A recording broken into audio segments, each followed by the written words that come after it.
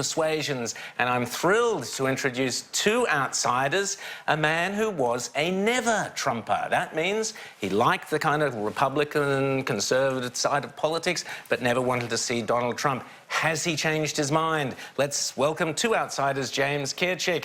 James, you're in Australia. Welcome to Outsiders. Thank you. You've been doing a terrific talk you did the other day, which James and I were privileged to go to. Now, tell us your background, first of all. You're a journalist and a commentator. Tell us your whole background, including your kind of never-Trump thoughts back in 2015. Yeah, I was, like many people, sort of shaken, surprised by Donald Trump when he decided to announce that he was running for president, certainly as someone more center-right, I would say, very hawkish on Russia. The remarks that he was making during the campaign about Vladimir Putin, about NATO, were very worrisome to me. I think the divisive rhetoric, the attacks on immigrants, was also not something that I was traditionally used to hearing from a Republican candidate for president. So I couldn't bring myself to vote for the man in 2016. You say attacks against immigrants. Are we conflating illegal immigration with lawful immigration there? Because that's a mistake a lot of Trump critics from all sides make. Yes, but I think when you get up and you say something like, you know, Mexico is sending rapists and criminals, that to me, I think he's conflating. He was talking about gang members there. That was a comment about gang members. So this is a conflation we're talking about where I don't think it's actually, as a migrant, it's very healthy to be conflating me with a gang member. I agree with you, and I wish the president was more precise in his language. I wish the media covering him were a little bit more precise. Well, let's roll back to that, James. You're in the media. You're at the Brookings Institution, but you've written for all sorts of Los Angeles Times. Your magazine, too. The Spectator, absolutely. The Wall Street Journal. And the Australian? The Australian. So you're now, I want to talk to you particularly, or we want to talk to you about two things.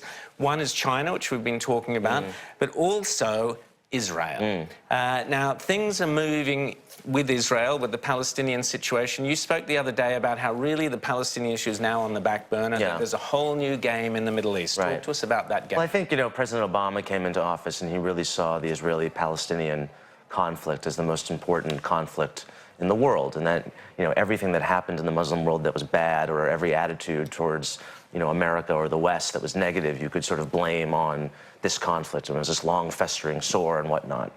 And he really came into office believing this, and he had an Iran nuclear deal, and he put so much emphasis on resolving this conflict. And I think over the past 10 years, with the rise of the Arab Spring, with the protests in Iran, with the horrible genocide in Syria, and there's been just a completely, that worldview, I think, has been completely repudiated. I mean, if you look what's happening in Kashmir now, I mean, that has absolutely nothing to do with the Israeli-Palestinian conflict. And if you look at the alliances that Israel has been able to forge over the past 10, 15 years with its Arab neighbors, countries that it used to be enemies with, because they're all concerned about the real problem in the region, which is this Iranian regime, which has been there for 40 years, oppressing its own people, as, you know, Rita obviously could tell us, and just spreading chaos and murder and mayhem, not only around the region, but across the world.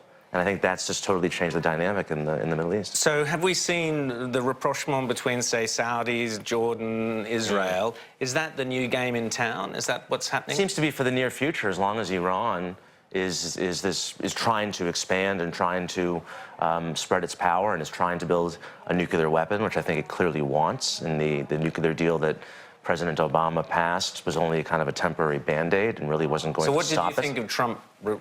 I think that was the right decision. I think he could have done it. I'm just chalking these ones. That was the right decision. I think he could have. But let's talk also about the Palestinian Authority, you know, Mohammed Abbas and all that stuff.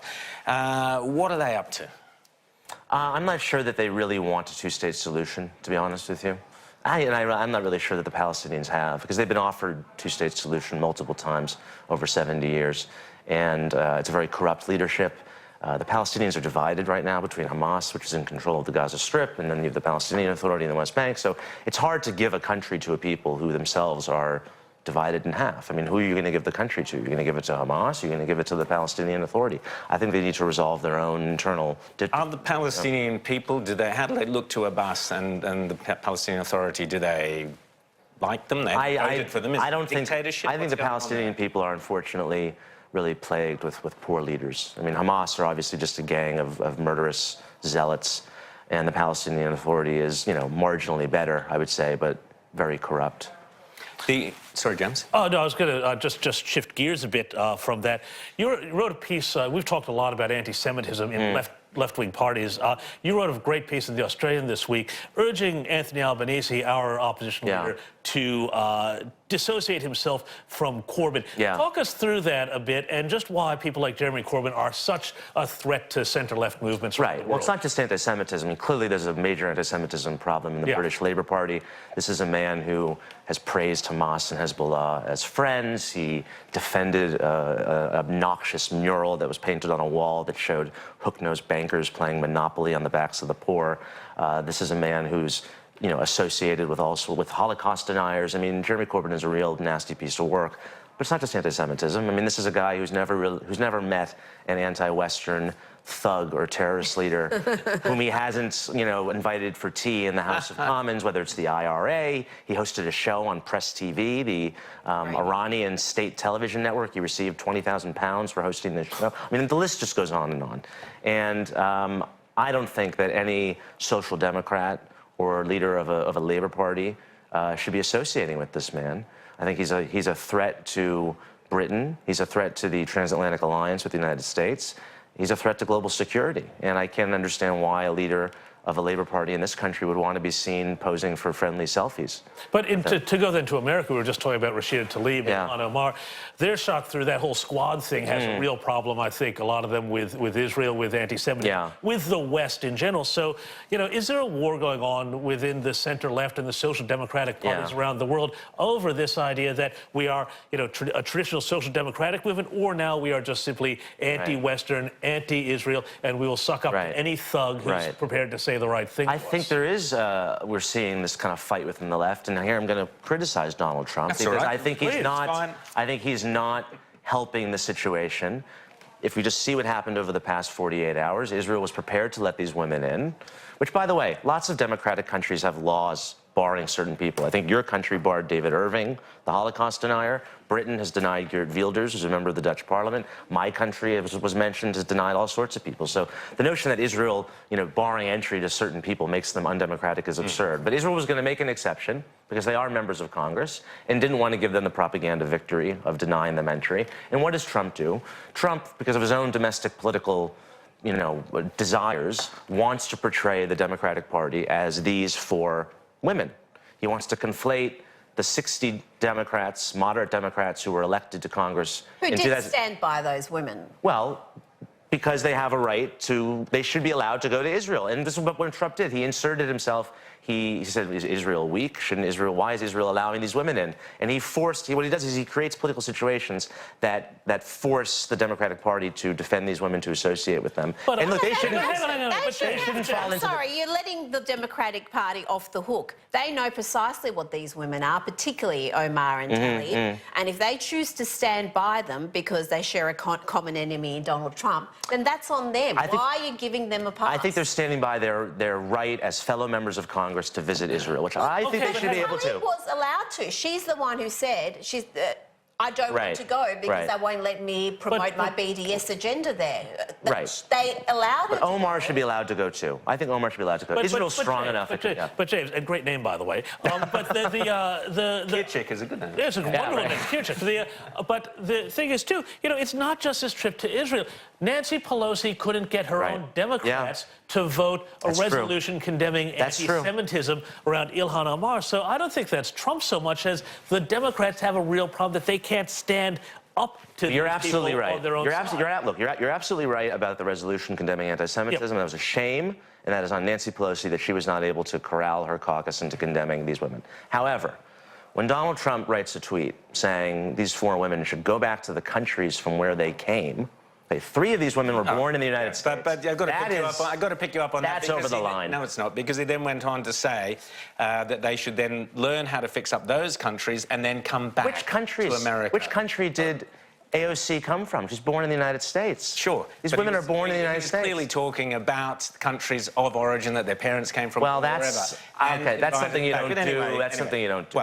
Well, we can disagree on that one. Now you do it.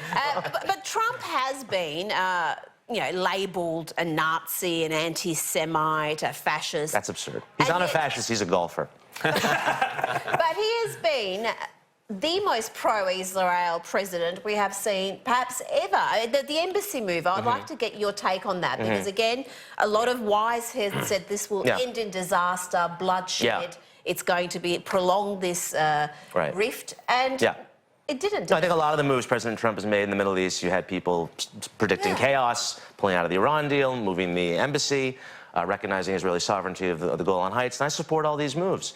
But that doesn't mean that I can't still criticize him for certain things. But James, that's a critical point there, which we talked about the other day, which was how the American Jews are torn between traditionally supporting the Democrats and seeing in Donald Trump certain good things. And I think that's a fascinating dilemma. Talk us through your opinion. I think a lot of American Jews are beginning to feel politically homeless because, as you say, they are traditionally center-left, vote for Democrats, pro-Israel, obviously, and they're torn between a president who's very pro-Israel, but who they just can't stand because of his rhetoric, because of his divisiveness, because of his xenophobia, because of what they see as race baiting. And these are all things that American Jews tend not to like. Yet, on the other hand, their traditional political home on the left is being increasingly taken over by the likes of Ms. Tlaib and Omar and whatnot. And that's a long-term issue. I mean, the Democratic Party, I would still say, is pretty solidly pro-Israel. The leadership certainly is,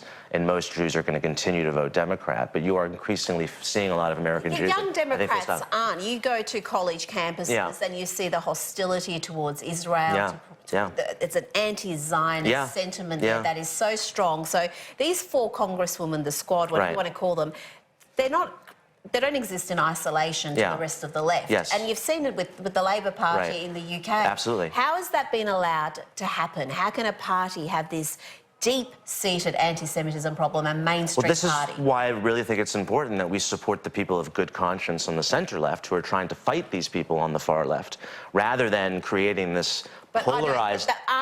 Isn't the problem that they actually aren't fighting them, and the fact that when Trump exposes how weak and unprincipled these supposed centre-left people are, it makes that movement weaker? Isn't that a good thing in the long term? I don't think Donald Trump's goal here is some, benign desire to bring us all together and help the center left. He wants to win the election, and I just think that which brings me to my final question: who are you going to vote for at the next election? I don't reveal who my voting preferences are. I thought I'd get you there. Thanks so much, James Kirchick, for coming on Outsiders. Fantastic to talk to you, and enjoy your time in Australia. Thank you so much.